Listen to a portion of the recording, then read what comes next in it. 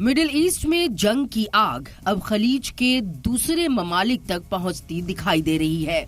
अमेरिकी central command यानी sitcom के मुताबिक ईरान ने कुवैत और बहरीन की तरफ 7 बैलिस्टिक मिसाइलें दागी। सेटकॉम का दावा है कि 6 मिसाइलों को रास्ते में ही इंटरसेप्ट कर लिया गया, जबकि एक मिसाइल अपने मकसद तक पहुंचने से पहले ही नाकाम हो गई। साथ ही सेटकॉम ने ईरान के उस दावे को भी पूरी तरह खारिज कर दिया जिसमें बहरीन में मौजूद अमेरिकी 5th फ्लीट हेडक्वार्टर को नुकसान पहुंचाने की बात कही गई थी। दूसरी तरफ IRGC ने दावा किया है कि अमेरिका की तरफ से सिरिक और केश्म जजीरों पर किए गए हमलों के जवाब में उसने खाड़ी में अमेरिकी ठिकानों को निशाना बनाया। कुवैत की सेना ने तस्दीक दी है कि उसकी एयर डिफेंस यूनिट्स ने मिसाइल और ड्रोन हमलों का मुकाबला किया, जबकि बहरीन में एयर रेड सायरन बजा दिए गए। दोनों ममालिक में धमाकों की आवाजें सुनाई दी, जिससे इलाके में अफरा तफरी का माहौल पैदा हो गया। इससे पहले सेटकॉम ने बताया था कि उसने हॉर्मुज स्ट्रेट की तरफ बढ़ रहे 4 ईरानी ड्रोन मार गिराए थे। अमेरिका का कहना है कि ये ड्रोन समुद्री ट्रांसपोर्ट के लिए फौरी खतरा बन चुके थे। इसके बाद अमेरिकी फौज ने ईरान के गोरुक और केश्म जजीरे पर मौजूद साहिली निगरानी रडार ठिकानों को निशाना बनाया, ताकि आगे होने वाले हमलों को रोका जा सके। जंग के इस माहौल के बीच अमेरिका ने कुवैत को $1 अरब 98 करोड़ के हथियार पैकेज की मंजूरी भी दे दी है। इस पैकेज में हाईटेक एंटी ड्रोन सिस्टम और सिक्योरिटी से जुड़े सामान शामिल हैं। माहिरीन का मानना है कि यह कदम खलीज में अमेरिकी आर्मी की मौजूदगी को और मजबूत करने की कोशिश के तौर पर देखा जा रहा है।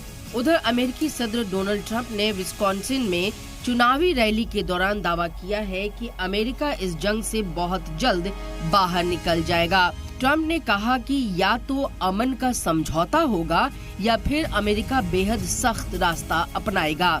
एक इंटरव्यू में ट्रंप ने दावा किया है कि ईरान के पास अब भी अपने कुल मिसाइल जखीरे का करीब 22% हिस्सा बचा हुआ है, जो किसी भी लिहाज से कम नहीं है। We're at a point we're going to come out of Iran very quickly, and it's going to be very strong, one way or the other, whether it's a piece of paper or the very tough way, okay?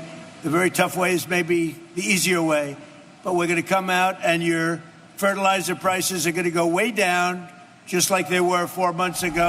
Iran की तरफ से भी सियासी और diplomacy से भरे पैगाम लगातार सामने आ रहे हैं। ईरान के वजीर खारजा अब्बास अरागची ने दोहराया कि ईरान में किसी भी सीज फायर का रास्ता लेबनान पर जंग रोकने से होकर गुजरेगा। वहीं ईरानी सुप्रीम लीडर ने फौजी सलाहकार मोहसिन रजाई ने दावा किया कि दोनों मुल्कों के बीच अमन की बातचीत डेडलॉक यानी तातुल में फंस गई है। बातचीत को अब आगे बढ़ाने की जिम्मेदारी अमेरिकी सदर डोनाल्ड ट्रंप पर है। रजाई ने कहा है कि मुमकिना अमन मुआहदे की सबसे बड़ी शर्त की बुनियाद ईरान की $24 अरब की जमी हुई इमलाक की रिहाई पर टिकी है, जो बरसों से कई ममालिक में फ्रीज हुई है। उन्होंने कहा कि गेंद अब ट्रंप के पाले में है। अगर वो मुआहदा चाहते हैं तो $24 अरब का मुद्दा भरोसे का इल्जाम है। ये हमारा पैसा है, अमेरिका का नहीं। रिपोर्ट के मुताबिक ईरान चाहता है कि उबरी मुआहदे पर दस्तखत होते ही $12 अरब जारी किया जाए और बाद में $12 अरब और दिए जाए। दूसरी तरफ अमेरिकी अफसरों को डर है कि अभी इतनी बड़ी रकम रिलीज करने से बातचीत में उनके हाथ का सबसे बड़ा दबाव वाला हथियार खत्म हो जाएगा। इसी वजह से बातचीत आगे नहीं बढ़ पा रही है और दोनों फरीक के बीच अमन एतमाद बना हुआ है।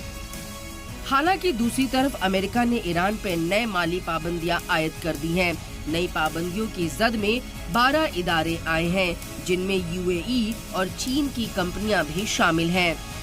खाड़ी में मिसाइलें, ड्रोन पाबंदियां और सियासी बयान, हर गुजरते घंटे के साथ हालात और पेचीदा होते जा रहे हैं। सवाल ये है कि क्या पर्दे के पीछे किसी बड़े मुआहदे की जमीन तैयार हो रही है या फिर मिडिल ईस्ट एक ऐसी जंग की तरफ बढ़ रहा है जिसकी आंच पूरी दुनिया को महसूस होगी।